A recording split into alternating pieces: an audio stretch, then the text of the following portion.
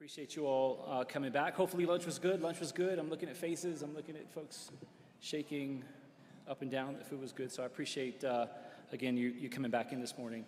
I hope the breakouts you found useful. The Expo Center, you had an opportunity to engage some of the folks there, our sponsors, and welcome back. So it's now my great pleasure to introduce the moderator for our next session, Alyssa Zaitis. Alyssa currently serves as the Deputy Chief Cyber Officer for Policy for New York State, where she leads the state's cybersecurity policy efforts and coordinates cross-agency initiatives to protect critical infrastructure from cyber threats. Prior to this role, she worked at the U.S. Department of Homeland Security Cybersecurity and Infrastructure Security Agency, and also served as the senior cyber policy analyst at New York City's Cyber Command. So Alyssa brings a tremendous wealth of expertise, and we're excited for us to gauge us in a really compelling topic. And so with that, Alyssa, I turn the floor over to you. Great, thank you. Hi, everyone. Good afternoon. As we just heard, my name is Alyssa Zaitis. I am the Deputy Chief Cyber Officer for Policy for New York State. And welcome to our panel, Cybersecurity for Smart Cities, Workforce Implications. I'm joined by an awesome panel of panelists. We have on my right, we have Tyler Sweedock, Executive Director of Colorado Smart Cities Alliance. And next to him, Keon McEwen, Head of Solutions Development for Global Industrial Cybersecurity at Black & Veatch. And finally, Ulyss Klecki, CEO of Friends of the Underline. And before we dive into questions, I'd like to give the panelists a moment to give a little introduction, what they do, where they come from. So kick it off, Tyler. Sure, thank you so much, Alyssa. As Alyssa mentioned, my name is Tyler. I'm the Executive Director of a nonprofit called the Colorado Smart Cities Alliance. We work with about 40 different cities, counties, airports, all sorts of government agencies across the state. We help them source and implement innovative solutions to the challenges that are facing their communities. I've been here for about 6 years as the first executive director of, at the time, what was the first statewide nonprofit doing this work in the country. And we have about 85 different projects. We've been able to facilitate testing all sorts of innovations in cities, from digital twins to electric robots plowing snow, which hopefully we have time to talk about. But before this, I was at the Colorado Department of Transportation, where I led the Connected and Autonomous Vehicle program. And before that, at the City of Denver, where I helped to start some of the smart cities initiatives happening here. Keon. Hey, thanks. My name is Keon McEwen. I head solutions development for a company called Black & Veatch. It's an EPC, engineering, procurement, and construction company. We build the world's critical infrastructure, everything from power plants to water treatment facilities, data centers. We build all those type of facilities. But my department, our core activities are is to do the cybersecurity services that protect those type of entities, assets as we call them. So my career started as a controls systems engineer, so I programmed PLCs. And from that, I went to another company in the maritime industry where we started to understand what cybersecurity looked like on vessels, really more on the OT side of the cybersecurity and what that looks like on a shipborne vessel. And because of that, it brought me a lot of intriguing opportunities to learn, because I realized that a vessel is like a large city compacted into one small form factor. It has your power treatment, your power plant, it has your water treatment, it has your data centers, it has everything compacted into that one facility. So that understanding gave me the knowledge I need today, that I use today, to help protect some of the critical infrastructure that we build out currently. Great, Ulyss. All right, good afternoon. I'm Ulyss Klecki. I'm currently the CEO of a public-private partnership, which is a nonprofit called the Friends of the Underline. The Underline is the most innovative and aggressive public infrastructure project in the country. Hopefully those of you who have ever been to Miami, you've taken the transit system down to Miami. There's property underneath a 10-mile corridor from downtown Brickell all the way to Dadeland South. Those 10 miles are being redeveloped to turn it into a platform for business, workforce development, arts, culture, recreation, and entertainment. And it's really creating an opportunity to connect 3 different municipalities and unincorporated Miami-Dade through this economic development project. So those of you who've been to New York, if you've ever heard of the High Line in New York, if you've been to Atlanta, you've heard about the Beltline in Atlanta. in Miami, we're building a same type of project, and I would just say better, because one, will be longer than the High Line. High Line is about a mile and a half. I'll have 10 miles and 120 acres, and we also are connected to the existing transit system. And so we're excited about this project. It's a $150 million endeavor, and our public-private partnership is responsible for making sure that we're delivering the project on time and on budget and doing all the programming and like for the space. In a previous life, I actually used to live in Denver. I was the director of the Denver Department of Transportation and Infrastructure, and then left about 4.5 years ago to be the CEO and director of the Miami-Dade Department of Transportation and Public Works. So glad to be back here in Denver, and I'm very excited to actually see one of the projects I worked on called the 16th Street Mall actually opened this past weekend. So kudos to those of you who hopefully got an opportunity to go out there and check out that new corridor. Great. So for our first question, we're going to try to set the stage a little bit. We'll start with you, Tyler. If you want to kick this question off, and then we'll pass it to the other panelists. What makes a city smart, and how do technology and cybersecurity challenges evolve as cities become more interconnected? Sure. So there have been many panels on the definition of smart cities, and I'm not going to pretend to be the only one with one. But in the work that we do, we really define smart cities by using technology and innovation to solve a problem, right? And it's not just cities, it's counties, there's all sorts of government agencies that the term city kind of leaves out. And by using both technology and innovation to change something, often you also have to partner with outside people, outside of the city, in order to do these projects. And there's all sorts of technologies. It's not just the Internet of Things. It's 5G, it's artificial intelligence, it's robotics and automation. There are all sorts of technology tools now available to government to solve different problems. And the more they use those tools, the more complex their cybersecurity posture becomes. So it can change in a number of ways, but one is the surface itself just grows. More and more connected devices means more and more things to protect. The type of devices are changing as well. So it's not just an IT infrastructure anymore. It's very much an OT, IT infrastructure environment. So more and more devices, and those devices are actually controlling things in the real world. And the more that, for example, edge and AI come to those devices on our traffic signals, for example, decisions are being made at the edge. And if you can't monitor those, then there's all sorts of new cyber risks. And then finally, ownership. So a lot of these solutions, governments don't own. They're hiring companies to come in and deploy a robot, or right? And so cities don't have ownership like they do over their IT, over a lot of these OT devices, and so they don't always understand what they are incorporating into these ecosystems. So there's a few ways that it's changing, but I hope to talk about the others. I'll add something that you said there, that safety aspect. When you have these systems now that are operating physical environment, are interacting with the physical world, there's now this safety aspect to cybersecurity that wasn't quite there before. But usually you get your email hacked, or you get some data stolen, or something happens on that side. But now we're seeing effects that can actually have environmental impact, safety impact. So that puts a different lens on what cybersecurity needs to look like and how we attack it for initiatives like smart cities.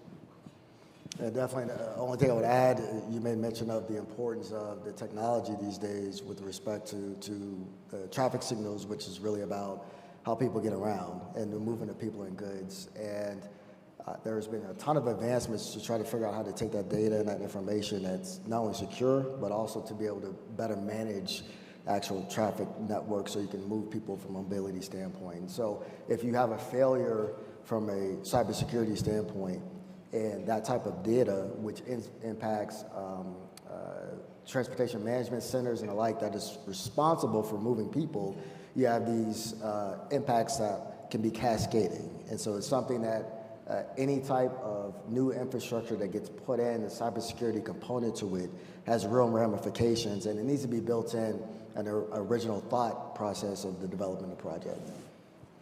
Just a real quick anecdote on that.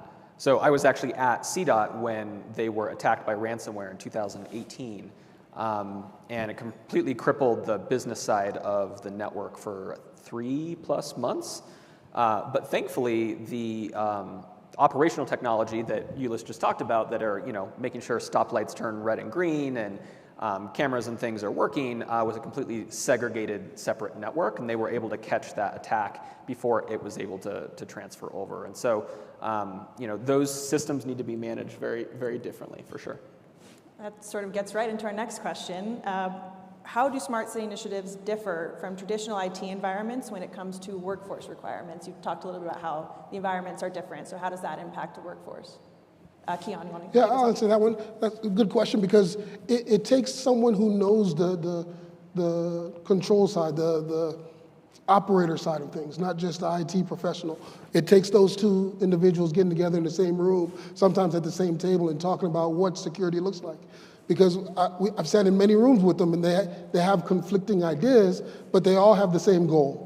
They all want to accomplish the same thing at the end of the day. So when they start wrapping their heads around the accomplishment and the goal, then they start bringing ideas and solutions that actually benefit the asset as a whole. So gathering the right people and having the right conversation and trying to have that conversation as early as you can in that design process is where we see the workforce shifting to. Anything to add? Yeah, I think that's it. That's a pretty good answer. Hard to follow that Good one.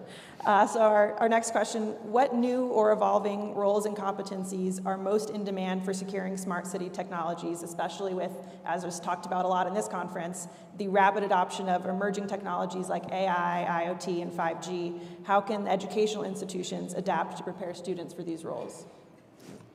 So I think we're still trying to figure some of these aspects out. However, I go back to the fundamentals. I ran 2 large organizations, and what I've come to appreciate more is the ability to have sound and consistent leadership in the technology space. Because what tends to happen, especially when there's a focus on smart cities and developing new technologies, a lot of times on the government side, you get driven by every new exciting thing that's on the forefront. And that might not meet the expectations that you might set if you have an inability to articulate a clear vision about what you want the city to become. And so, at my time here in Denver, I think we did a pretty good job, and then Miami is known to be a very, I would say, innovative tech hub, and is really much focused on actually trying to drive more talent to Miami to be able to handle all type of technology, IT, 5G, as well as IoT, and then AI. But if you're not having the ability from a leadership standpoint to clearly articulate a vision, things can quickly become dysfunctional. And then it might even set you back, and you might end up wasting valuable resources. So I think from a capacity, a capability standpoint, making sure that the leadership from the highest level, whether it be a director all the way down to folks that are going to be working with staff every single day, that still needs to be honed. The second piece is, and it's interesting because I sat in a little bit on a previous session on workforce development where I guess there's a survey that gets done every single year to determine what the needs are.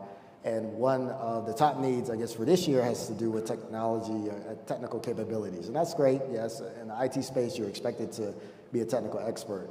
But what's interesting, the bottom attribute that folks, I guess, were looking for was communication and communication skills.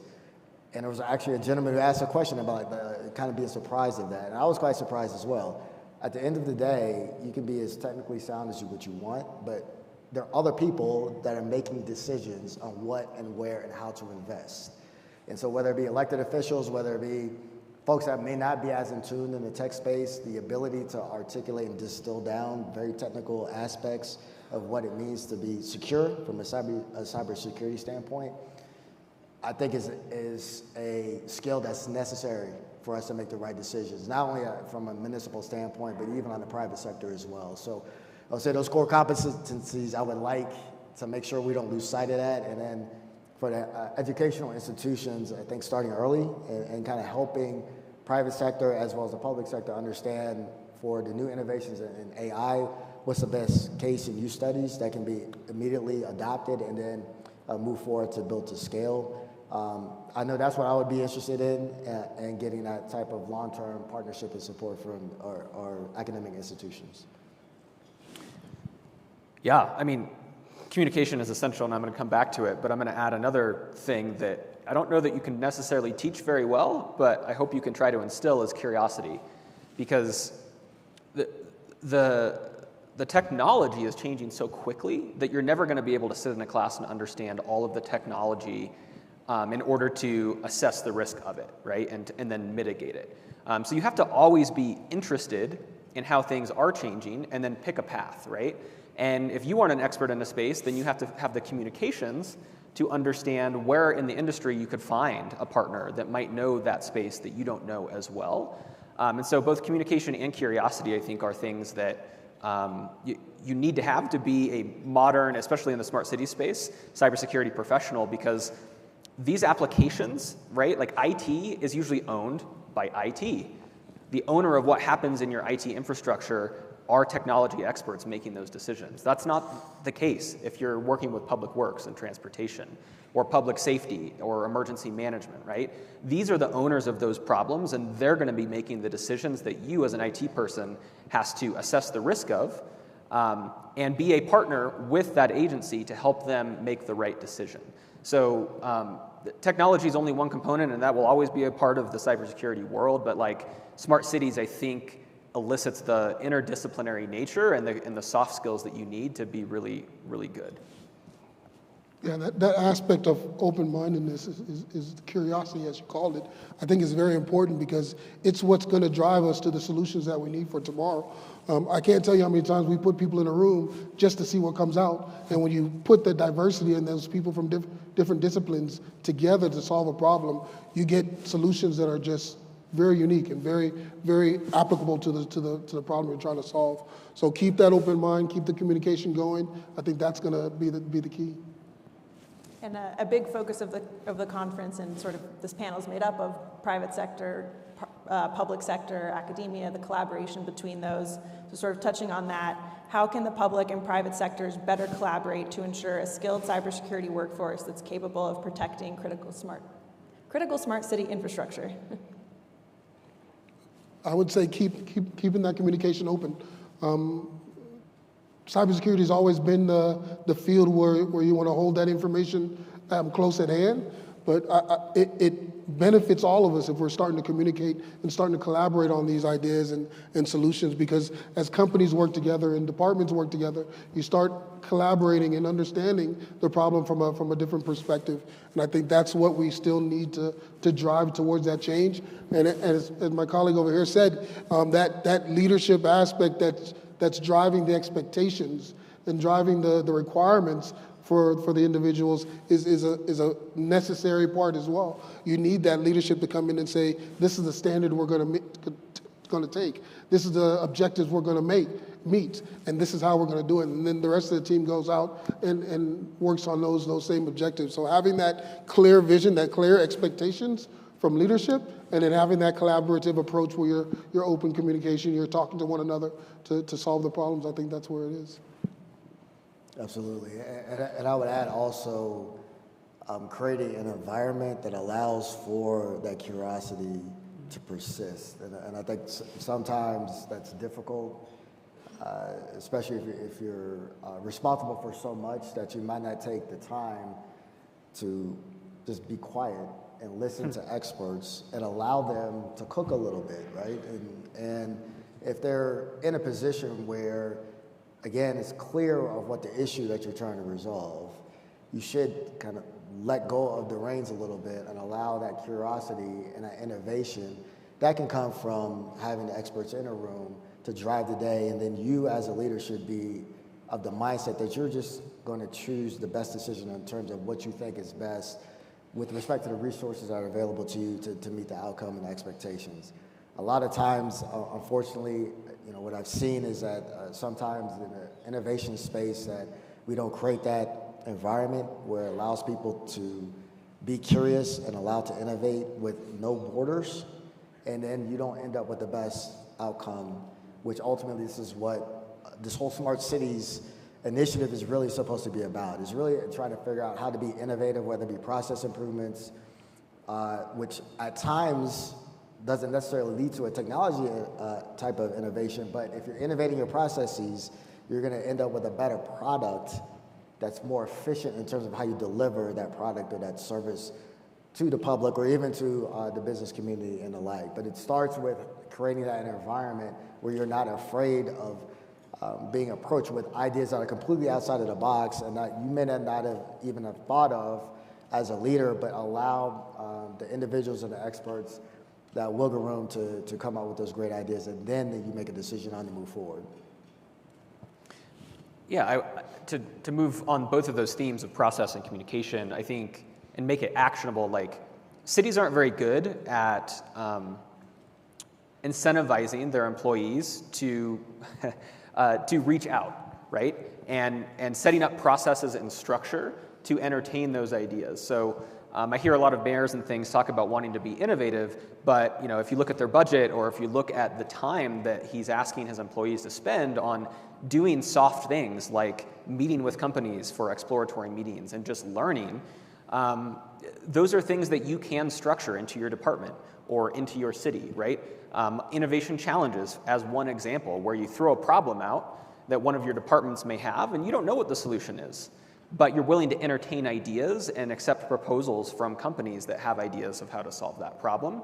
And through that exploration, you find cybersecurity risk, and you can mitigate those as you look towards real projects. And so even without a lot of money, those are things that cities can do to be intentional about seeding the developing process and seeding communication with the industry around a problem you want to solve.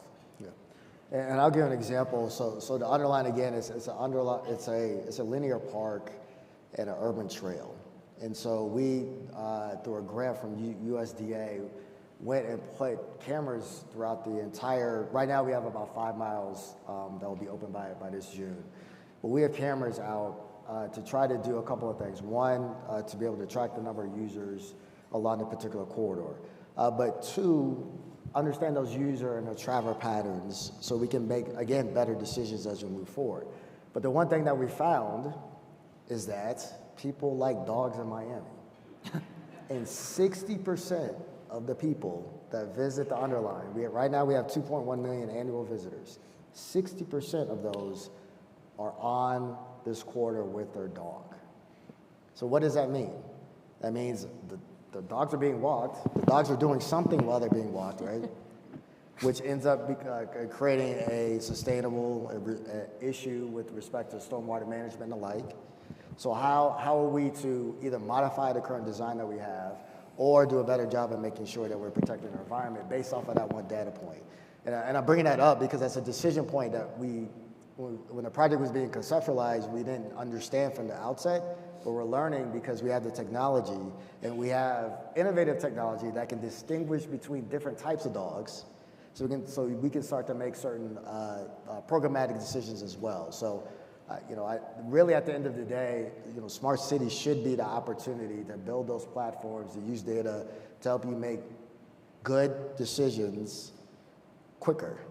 That's the whole idea behind this. And government, sometimes we don't do a good job in doing that, but that's why I'm out the government and I'm with. So I think in an earlier question, we sort of touched on interdisciplinary and the power of bringing in different disciplines into some of this cybersecurity stuff for smart cities. So given the interdisciplinary nature of smart cities, how can we broaden talent pipelines to include professionals from urban planning, engineering, and other non-traditional cybersecurity backgrounds? Ulyss, you want to kick us off? Well, I would say start early. Again, from experience, especially on the multiple disciplinary aspect of cybersecurity, it's really about the whole life cycle of a project or a service. And so, yes, cybersecurity is there to protect data, but at the end of the day, we're talking about a service or product that's being provided to people, primarily through people. So the one aspect that I'm learning more as we're trying to make sure we're protecting our systems is it needs to be integrated at the very beginning in terms of who is actually touching your product or your technology and whether or not those individuals are credentialed enough to be able to protect what you're installing. And what's the best way to move forward with having that type of system from the outset as you're, again, going through your project delivery and lifecycle approach. So so that's just on the technology development side where there's an opportunity there. But from urban planning to other traditional engineering types of disciplines to where I grew up, basically in the transportation and economics world, our mindset needs to be focused on cybersecurity from the very outset. So starting early and understanding what does that mean at the different phases of a project or even plans and how you're incorporating that, I think that's the opportunity that I haven't seen yet, but we're going to have to grow into that so we can be better prepared. A step before even you get to higher institutions, something that probably need to figure out how we can do is how we can get even earlier down into grade schools and the like to start developing that connectedness to what cybersecurity and this new invention of AI and what it means and how we are to prepare the youth of today to be better positioned to make those proper decisions as they move into higher education and the like. Other countries are doing it much more aggressively than the United States, and I think we have to start as early as possible. When I say early, I'm talking about 3rd and 4th grade to figure out and get people more comfortable with these different types of disciplines and what does it mean kind of in this tech space, and then allow that student to make their own decision in terms of how they need to go into that particular discipline. So I would like to see us work together in that space and develop those partnerships as we move forward and try to get as early as possible to educate our youth.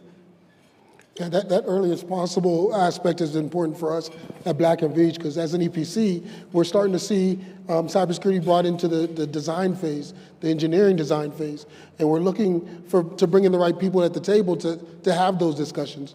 Because as companies come to us to build these infrastructures, they just expect us to do it, just to get it done. But when we start asking the questions like, what's your requirements? What do you want to get out of this? What are your expectations? From a cybersecurity perspective, they start scratching their head. So we have to get the right people at the table, and sometimes those right people are not even in the company. We have to bring third parties in to have that right discussion to help take a risk-based approach to help understand what controls they need to put in place and how they can engineer those controls into place from the very beginning. And one of the things we've seen is that when you start engineering these solutions in, there's a large cost savings. For example, when you have to segment a network or install monitoring in a network, typically you have to find downtime, you have to go buy new equipment, you have to get that equipment in. That takes time away from everybody's normal operations. But when you design that capability in the very beginning, you're installing switches that can already handle the monitoring aspect. You're putting things in place to already have these capabilities by the time that asset is deployed. So at Black and Veatch, we've adopted this methodology called CALM, Cyber Asset Lifecycle Management, and it helps dictate what happens from the very beginning of that design phase all the way to decommissioning. And when you're decommissioning an asset, what cybersecurity steps you have to take to do that. So we use that approach to help us understand and help us bring the right people to the conversation to solve those type of problems. Yeah, I think from an interdisciplinary approach, in the cyberspace specifically, obviously there's a lot of universities in the room. A couple of things that I've seen work really well. One is labs. So when it comes to cybersecurity and infrastructure, especially on the operations side, when you're talking about technology that's going to control things that if they go wrong, people could die, right? Important things. Governments often aren't willing to take risks and try these technologies because there is cyber risk. If you at your university have a safe space for cities to give you problems and for you to test these ideas, then you can bring interdisciplinary teams to the table from across your university, right? If you want to talk about water, or you want to talk about energy, or you want to talk about transportation, I guarantee there's someone in your university that has expertise in that space, and you can bring a multidisciplinary team and give that cyber person or student the context they need to see what a real-world problem and the real-world risks might be to an issue that cities are addressing. We operate one called the Smart Futures Lab with the University of Colorado Denver in downtown, where we have our own private 5G network that we've deployed. So we own and operate this network, or CU does, and are able to customize that network. And we invite companies that are developing solutions for cities to come and do testing at our lab. And cities can then assess these solutions on our network in our environment, and it's a great way to also get capstone projects and other things and get students involved. think we've got time for one more question, and then we'll take some from the audience, so start thinking of some questions. Knowing that we have a few panelists with public sector experience, I did want to touch a little bit on the municipalities and some of the challenges that they face. How can public sector organizations address the talent gap for cybersecurity in municipal settings, especially with constrained budgets? To anyone? I don't mind. There's two things there. You touched on it a little bit. Is that working with schools? You know, schools have the capabilities to really spearhead some of that knowledge gaining and some of that understanding. And the second thing I'll say is working with partners. There's some great partners out there that can help facilitate some of that work that you might not have the resources to do.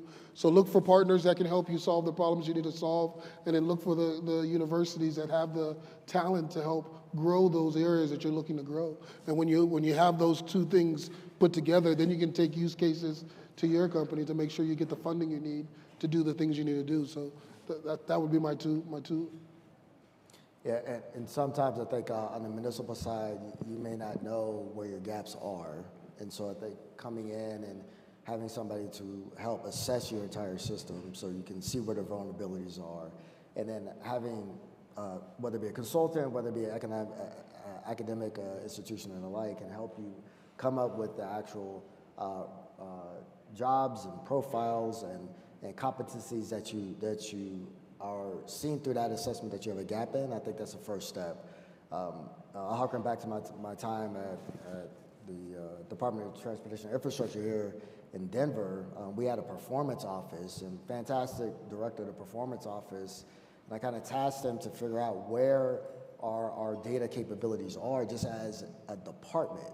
And we went through a whole very long and very strenuous assessment, and there's 4 levels of like that data maturity as a department that you have, and we were on like level 1.5. And at the same time, where we were managing all of the traffic signals within the city, all of the infrastructure and the like, and we realized that we had a gap in this space. And so there, by understanding that, we were able to go out and start to map out, well, what additional positions that we need to create that has that capability that can actually address the gap. So I would say that sometimes on the municipal and the government side, you may not know what you don't know, and so you need somebody to at least help you get to that first step so you can identify what those core competencies are that you're lacking. Yeah, just 2 quick things to add. I think highlighting the partnerships aspect. I mean, especially as a city, and most cities, right, are small. They might have 1 IT person, if any at all. I think that partnerships are absolutely essential, and universities can be that partner for cities to help them give them the expertise they will never have. And cities probably will never be experts in all of the new technology tools that are coming to them and are trying to be sold to them. And so lean on the people that are, the Ciscos of the world, right, the universities. And then the second thing is the vision that Ulyss talked about. Like, if you're trying to hire someone to just come and manage the existing computer system or, monitor the existing IT system, like, that is not what is going to attract the new, capable, talented person to your city. But your smart cities vision might, right? Your vision for innovation, your vision for what you want to do, and building that into your job descriptions and the responsibility to be curious, right? This is a way to set yourself apart, at least as a city or a government, is by tying in this innovation angle to the cyber, because obviously it's an essential element. Great, thank you. We're going to go to some questions from the audience. I believe we have a couple of microphone runners, so if you raise your hand, we'll get those over to you. I think we have a question back there.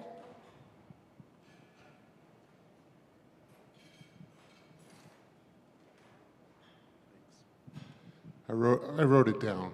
You brought up traffic signals. I'm sure we all are familiar with them. In an environmentally responsible and environmentally focused state like Colorado, why do I have to sit at a red turn arrow for 5 minutes on a Sunday morning when I can see for a mile that no one's coming? Do these smart traffic controls actually exist? Why don't we have them? And what can we do to get them? So you don't hand me a microphone. Okay. Do you want to take that first? Or do you want me to I guess so. I think you must be talking about a state road, not a city road. But the systems do exist. There's a program that was actually funded called the Advanced Traffic Management System program that was set up by FHWA, Federal Highway Administration. I think it still exists, but the whole idea is that the federal government understood the need to invest or help municipalities and cities to invest in improving their traffic signals. When I was in Denver, we had a group that went and identified corridors to do signal improvements so you can have a better flow of traffic. And at that time, we were very much focused on the downtown area.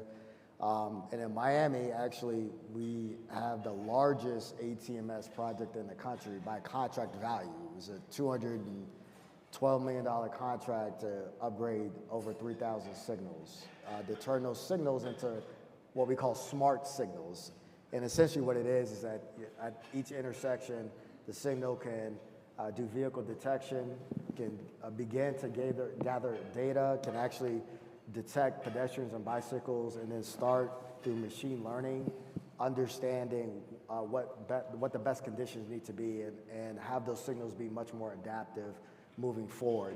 With the idea is that the AI component and the machine learning can actually change the signals much more nimbly than what you would have in a traditional traffic management center type of approach.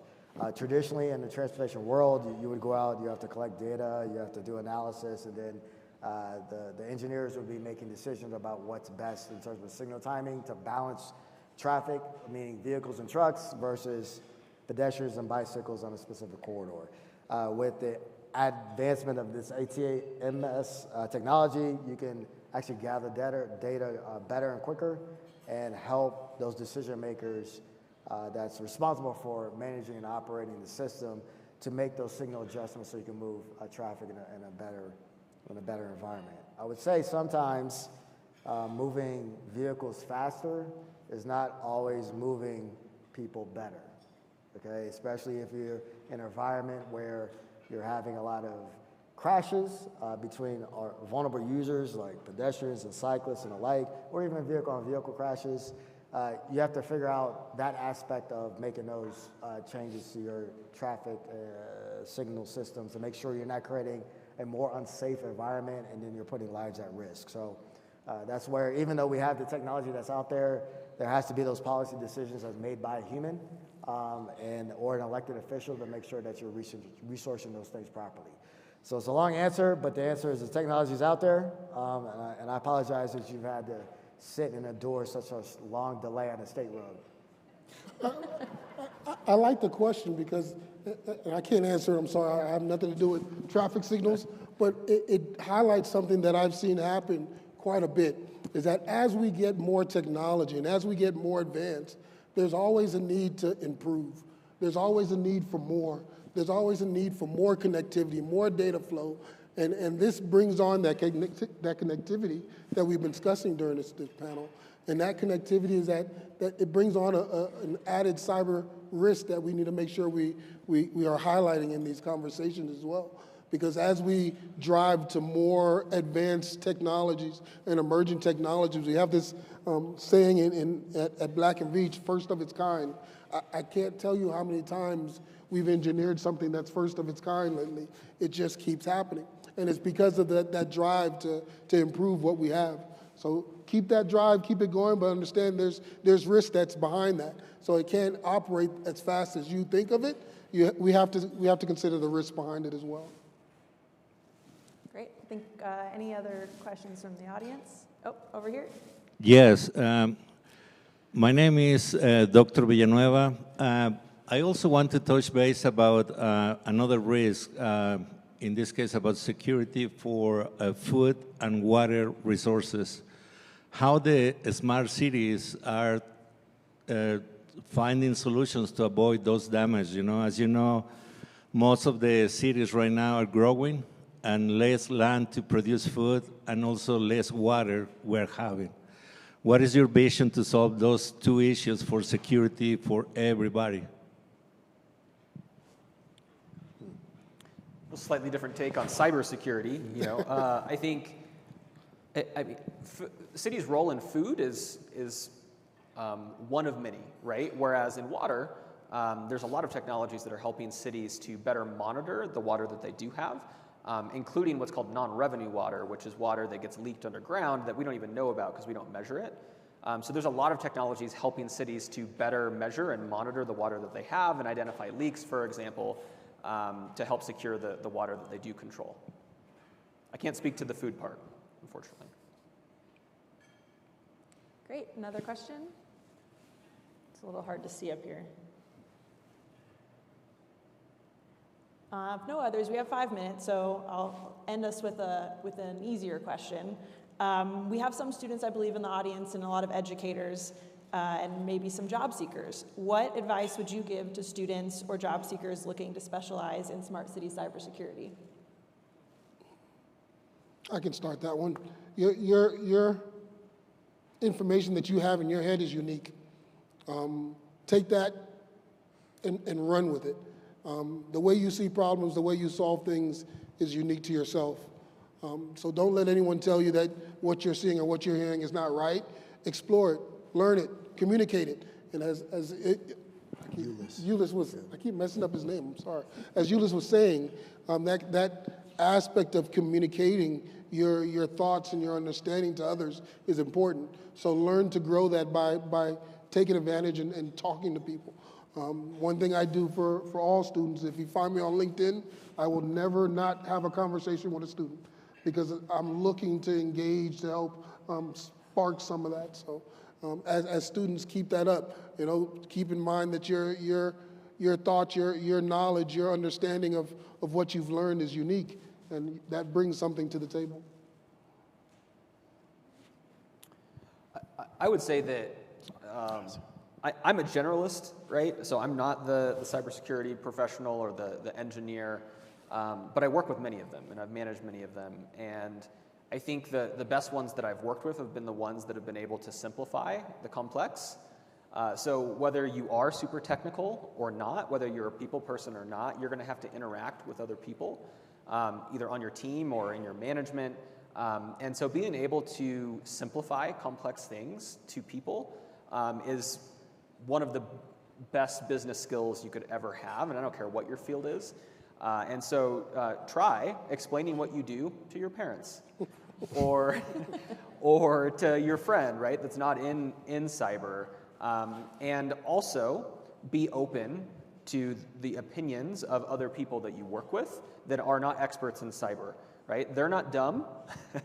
They have different problems than you are trying to solve. And so the interdisciplinary discussion we just had, do your best to also try and have some interdisciplinary exposure in your coursework where you can. Yeah, and always be a student at every stage of your career. So I think sometimes we go through our academic rigorous programs and we feel that we're done, and you're never done. Especially in the tech space and the cybersecurity space, there's always an opportunity to learn more and learn from other people, especially as you get into the workforce as well from your other colleagues, because sometimes you learn the right way to do things from very talented people, but people that aren't so good, you also learn what not to do as well. And so always be a student and be somebody that's willing to listen and to absorb knowledge and try to apply that to not only your everyday life, but also your professional life. I just want to piggyback on one component I think we've been talking about that is extremely important. It depends. Not everybody wants to get into a pipeline where they're rising through the ranks and the like, and we understand that. But the importance, and you've heard it today, the importance of the ability to communicate in an effective manner is a core competency you need to have regardless of what your discipline is in an educational institution. The difference between you, one, being a good representative of yourself if you're in a job interview, or being able to articulate the complexities within the cybersecurity environment is something that you need to be working on every single day. So take it serious, and the reason why we're saying this is because that's determining who we're selecting to come into our respective organizations, and you don't want to be in a position where you haven't honed that skill, that you can't communicate well to a variety of different types of stakeholders, and you therefore losing out on an opportunity. But conversely, an organization might be missing out on your talent because you failed to communicate effectively. So I'll say that's one takeaway for hopefully that you will have, that as good as it is for you to be technically sound, make sure you spend that time to hone your communication, your interpersonal skills as well. Great. And with that, we've got finishing up right now, 55 seconds. So thank you to our panelists. Thank you to the audience. Hope to see you guys around the conference. Thank you.